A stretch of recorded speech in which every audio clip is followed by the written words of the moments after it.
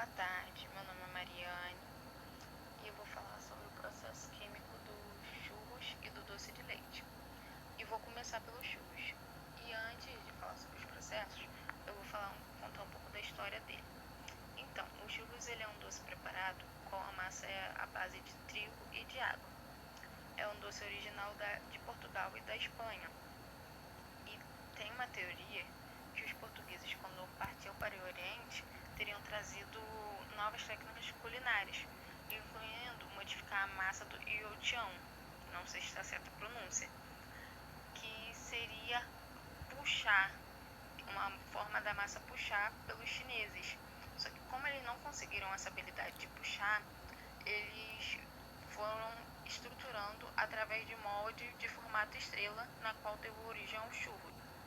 Então, o churros, ele é composto por água, margarina ou manteiga,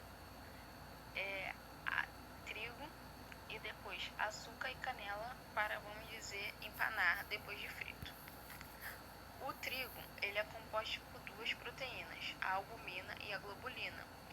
E essas proteínas elas não são solúveis em água, mas quando hidratadas, elas estabelecem ligações moleculares entre si, que formam a malha glutínica, que de uma certa forma é que quando adicionar a farinha à água, a água à farinha, e vai mexendo aos poucos, as ligações internas da gliadina e da glutenina se quebram. Com isso elas se ligam e formam o glúten, sendo o glúten uma rede de reter o ar. Então, após esse ato de colocar a água justamente com a manteiga e depois o trigo aos poucos, ele vai soltar da panela. E após soltar da panela, deve-se esperar esfriar. Após esfriar, colocar num saco de confeiteiro e com bico fazer o formato estrela como dito. Após ter feito todos os processos, deve-se fritar.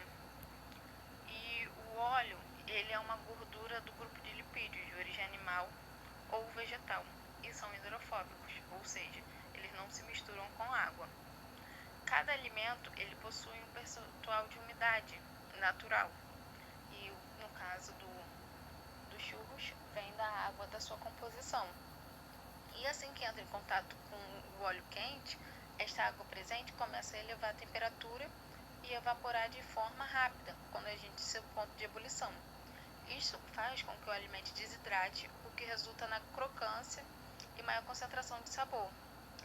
Mas ao sair a água do alimento, ela entra em contato com o óleo, ocasionando uma das reações presentes no processo de fritura, que é a hidrólise, que envolve a quebra da molécula de água, da molécula por reação da água.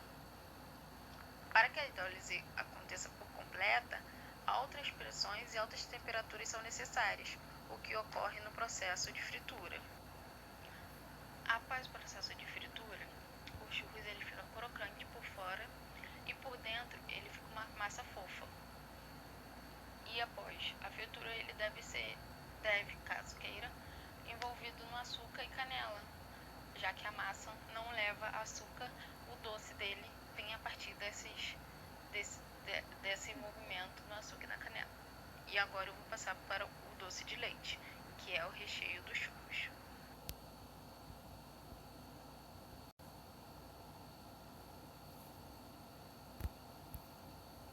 Então, o doce de leite. Pode-se dizer que o doce de leite ele é um produto lácteo concentrado que apresenta grande consumo no Brasil, que é muito consumido aqui, e que teve origem por meio de fabricação caseira, desenvolvendo na indústria da sacarose a partir da cana-de-açúcar. Segundo a Anvisa, o doce de leite é um produto resultante da cocção do leite com o açúcar, podendo ser adicionado outras substâncias alimentícias permitidas, e com isso até ter caramelização deste. A partir disso, eu vou falar sobre o fluxograma do processo da fabricação do doce de leite. Então, primeiro tem a recepção do leite in que é o leite recebido por caminhões e tanques isotérmicos. O laboratório de recebimento retira a amostra e realiza análise de acidez, gordura e etc. Após isso, tem a recepção dos demais ingredientes. Após isso, tem a filtração, no qual o leite passa por um filtro e antes de ser estocado em alguns recipientes, o filtro retém a sujidade presente no leite. Depois vem a estocagem. O leite é estocado em silos encamisados que devem ser conservados em até 10 graus Celsius para serem processados. Após a estocagem, é feita a estocagem dos outros ingredientes, que é feita em temperatura ambiente e com umidade adequada. Depois, tem a pasteurização do leite, que deve ser feito em 76 graus Celsius por 6 segundos.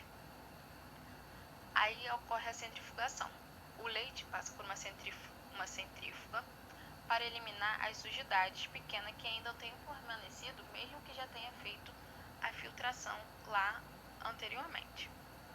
Depois, o leite é homogeneizado para padronizar as partículas de gordura e evitar que ocorra a separação da gordura. Depois, ele tem uma adição de bicarbonato de sódio para ter uma redução da acidez, a fim de evitar a desnaturação das proteínas e o bicarbonato ele funciona como estabilizante. E depois disso, o leite ele recebe os ingredientes e dando início ao processo produtivo, que pode ser adicionado o açúcar, o amido, o bicarbonato de sódio e o sorbato de potássio. Depois disso, aí começa a cocção, que é o cozimento realizado em tacho por aproximadamente 3 horas, no caso do leite caseiro, né? Do doce de leite caseiro. E essa cocção deve ser feita acima de 100 graus Celsius, com o processo de cozimento através da análise dos sólidos solúveis para indicar se o processo está pronto. Depois é feita a adição da glicose, com a finalidade de dar estrutura e brilho ao produto, além de evitar a cristalização do doce, já que possui açúcar e água, que muitas das vezes misturando açúcar e água carameliza e faz, como se diz, caramelo, essas coisas assim. Após isso tem o resfriamento, que quando atinge o ponto necessário da concentração, o doce é bombeado para um funil encamisado com água industrial a 25 graus Celsius, onde é resfriado até atingir a temperatura de 80 graus Celsius. E após o resfriamento, o produto é bombeado para as máquinas envasadoras e embalado em recipiente de vidro de plástico, a qual são realizadas coletas de amostra para o controle de qualidade. E depois de todos esses processos, o doce de leite está pronto, ele é armazenado com a temperatura e umidade adequada, e depois a distribuição é feita para todos as lojas, entre outras coisas que vendem doce de leite. Então, mas também existe o doce de leite de panela de pressão, o qual a diferença está no método de preparação, onde o leite condensado ele é resultante da desidratação parcial do leite fluido, mais a adição de um xarope, e que pode ser uma solução de glicose ou sacarose. E o doce de leite ele já é obtido pela concentração e ação do calor e pressão normal ou reduzida do leite, com adição de sólidos de origem láctea e adição de sacarose, como eu já disse, como feito antes. Uma sofrerá o processo de cocção para ter o produto final, que será o do doce de leite caseiro, feito no tacho e etc. Enquanto a outra só passará por processo de retirada parcial da água, que seria o de doce de leite feito na panela de pressão, sendo o de lata, porque na lata ele teria só o leite condensado tirar sua água, na qual ele teria uma concentração maior do seu sódio. Então, tanto no processo do churros quanto no doce de leite, acontece a reação de Maillard e a caramelização. Na caramelização já no doce de leite. A reação de Maillard é uma reação química entre um aminoácido ou proteína e um carboidrato reduzido, e quando o alimento é aquecido em torno de 100 a 150 graus, que no caso foi o churros, quando foi frito. E a caramelização, ela se dá no doce de leite, quando adiciona açúcar juntamente ao leite, quando é feito no tacho caseiramente. Bom, E após isso, a gente percebe que a textura, tanto no doce de leite caseiro quanto em lata, fica a mesma. Mesmo ele sendo o doce de leite caseiro, ele demora mais a ser feito. E aí, o de lata, com pouco, vamos dizer, 40 minutos, já está em uma consistência boa.